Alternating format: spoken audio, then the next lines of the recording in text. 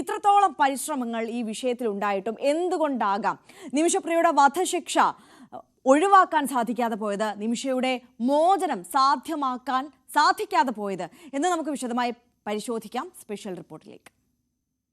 കഴിഞ്ഞ കുറച്ച് ദിവസങ്ങളായി ഇന്ത്യയിൽ, പ്രത്യേകിച്ച് കേരളത്തിൽ വലിയ ചർച്ചാ വിഷയമായിരിക്കുന്നത് യമനിൽ വധശിക്ഷയ്ക്ക് വിധിക്കപ്പെട്ട ഇന്ത്യൻ നഴ്സ് നിമിഷപ്രിയയുടെ കേസാണ്.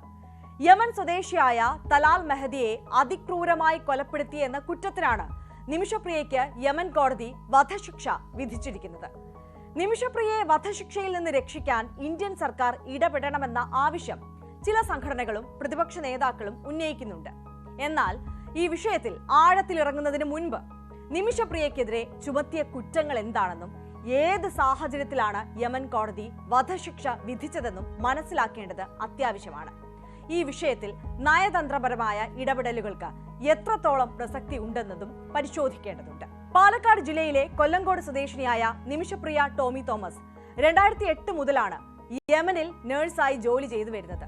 2011 നിമിഷ കേരളത്തിലേക്ക് തിരികെ വരികയും ടോമി തോമസിനെ വിവാഹം കഴിക്കുകയും ചെയ്തു.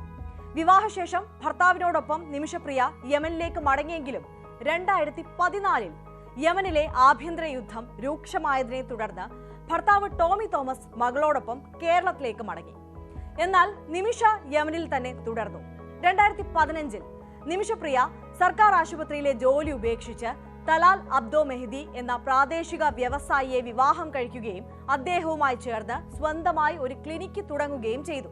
യമൻ കോടതി രേഖകൾ പ്രകാരം 2017 ജൂലൈ മാസത്തിൽ നിമിഷപ്രിയ തലാൽ അബ്ദോ മെഹദിക്ക് മയക്കുമരുന്ന് നൽകി കൊലപ്പെടുത്തുകയും തുടർന്ന് മറ്റൊരു നഴ്സിന്റെ സഹായത്തോടെ മൃതദേഹം കഷ്ണങ്ങളാക്കി പ്ലാസ്റ്റിക് ബാഗുകളിലാക്കി ഒരു ഭൂഗർഭ ടാങ്കിനുള്ളിൽ ഉപേക്ഷിക്കുകയും ചെയ്തു. മെഹദിയുടെ കൊലപാതകം പുറത്തറിഞ്ഞതിനെ തുടർന്ന് നിമിഷപ്രിയ അറസ്റ്റിലായി. സനയിലെ വിചാരണ കോടതിയിൽ ഒരു ഘട്ടത്തിൽ നിമിഷ കൊലപാതകം സമ്മതിച്ചിരുന്നു. തുടർന്ന് സനയിലെ വിചാരണ കോടതി നിമിഷയെ വധശിക്ഷയ്ക്ക് വിധിച്ചു. ഈ വിധിക്കെതിരെ നിമിഷ യമനിലെ സുപ്രീം കോടതിയിൽ അപ്പീൽ നൽകിയെങ്കിലും സുപ്രീം കോടതിയും അവരുടെ അപ്പീൽ തള്ളി വധശിക്ഷ ശരിവെക്കുകയായിരുന്നു. അതിനുശേഷം നിമിഷ യമൻ പ്രസിഡന്റിന് ദയാഹർജി നൽകിയെങ്കിലും പ്രസിഡന്റും മാപ്പ് നൽകാൻ തയ്യാറായില്ല. കൊല്ലപ്പെട്ട തലാൽ അബ്ദോ മെഹദിയുടെ കുടുംബം ബ്ലഡ് മണി സ്വീകരിക്കാനും ഇതുവരെ തയ്യാറായിട്ടില്ല.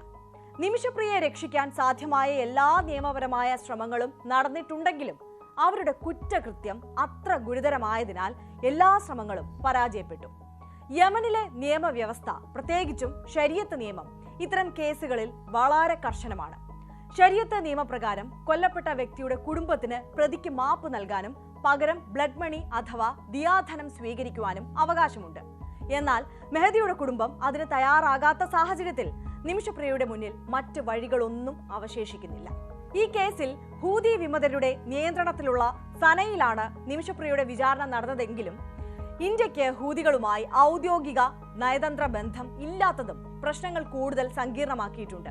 എങ്കിലും നിമിഷയെ രക്ഷിക്കാനുള്ള ശ്രമങ്ങൾ ഇപ്പോഴും തുടരുകയാണ്. രക്തപ്പണം നൽകി അവരെ രക്ഷിക്കാൻ ഒരു ആക്ഷൻ കൗൺസിൽ രൂപീകരിച്ച് പ്രവർത്തിക്കുന്നുണ്ട്. ഈ വിഷയത്തിൽ ജൂലൈ 16 വധശിക്ഷ നടപ്പാക്കാൻ സാധ്യതയുണ്ടെന്ന് റിപ്പോർട്ടുകൾ വന്നിരിക്കുകയാണ്. ഈ സാഹചര്യത്തിൽ ഇന്ത്യൻ സർക്കാരിന്റെ ഉന്നതതല ഇടപെടലുകൾക്കായി നിമിഷയുടെ കുടുംബവും ആക്ഷൻ കൗൺസിലും നിരന്തരം അഭ്യർത്ഥിച്ചുകൊണ്ടിരിക്കുകയാണ്. നിമിഷപ്രിയ ഒരു ഇന്ത്യൻ പൗരയാണ് എന്നതുകൊണ്ട് മാത്രം യമനിൽ ചെയ്ത ഈ കൊടും കുറ്റത്തിന് അവരെ എങ്ങനെയാണ് വെറുതെ വിടാൻ സാധിക്കുക? ഇങ്ങനെ ഒരു സാഹചര്യത്തിൽ നിമിഷപ്രിയയെ കുറ്റവിമുക്തയാക്കാനുള്ള ശ്രമങ്ങൾ എത്രത്തോളം ന്യായീകരിക്കപ്പെടാവുന്നതാണ് എന്ന ചോദ്യം സ്വാഭാവികമായും ഉയരുന്നുണ്ട്. എന്നിരുന്നാലും ഒരു മനുഷ്യ ജീവനെ രക്ഷിക്കാൻ സാധ്യമായ എല്ലാ വഴികളും തേടുന്നത് മാനുഷികമായ ഒരു കടമയാണെന്നും നയതന്ത്രപരമായ എല്ലാ സാധ്യതകളും ഉപയോഗിക്കണമെന്നും ചിലർ വാദിക്കുന്നുണ്ട്. പ്രത്യേകിച്ചും നിമിഷപ്രിയ തലാൽ മെഹദിയിൽ നിന്ന് ലൈംഗികവും സാമ്പത്തികവുമായ പീഡനങ്ങൾ നേരിട്ടിരുന്നുവെന്നും പാസ്പോർട്ട് ഉൾപ്പെടെയുള്ള രേഖകൾ തലാൽ പിടിച്ചെടുത്തിരുന്നുവെന്നും അതുകൊണ്ടാണ് ഈ കൊലപാതകം നടന്നതെന്നും നിമിഷയുടെ അഭിഭാഷകർ കോടതിയിൽ വാദിച്ചിരുന്നു. എന്നാൽ യമനീസ് കോടതി ഈ വാദങ്ങളെ അംഗീകരിച്ചിട്ടില്ല. ഈ വാദങ്ങൾ എത്രത്തോളം ശരിയാണെന്ന് സ്ഥാപിക്കാൻ വ്യക്തമായ തെളിവുകൾ ഹാജരാക്കാൻ അവർക്ക് സാധിച്ചിട്ടില്ല എന്നതാണ് യാഥാർത്ഥ്യം.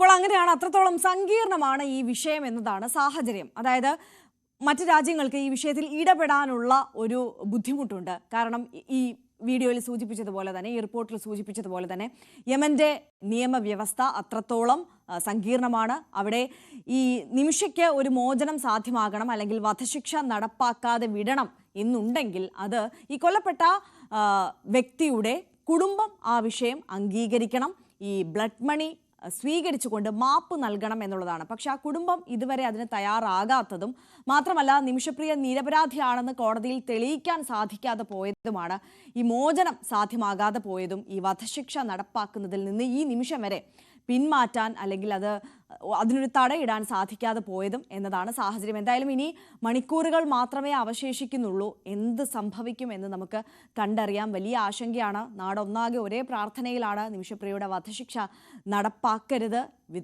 നിമിഷപ്രിയയെ മോചിപ്പിക്കണം എന്നുള്ളത്. എന്തായാലും അവസാന നിമിഷം നടക്കുന്ന ഈ ചർച്ചകളിലൊക്കെ എന്തെങ്കിലും തരത്തിലുള്ള അനുകൂലമായ തീരുമാനം ഉണ്ടാകുമോ എന്ന് നമുക്കും പ്രതീക്ഷയോടെ കാത്തിരിക്കാം.